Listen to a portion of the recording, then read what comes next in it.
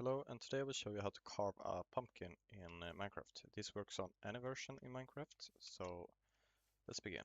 First off, we have to put out our pumpkin. We'll place some here.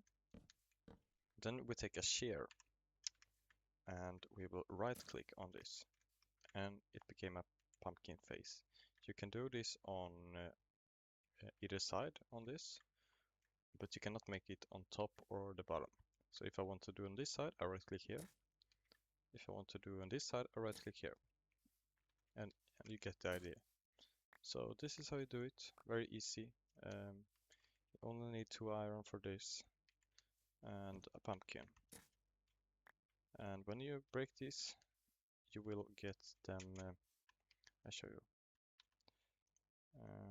If I take this and I make survival mode, you will still get the head. Look, I have normal pumpkin and head. So you still get the head even if you destroy them.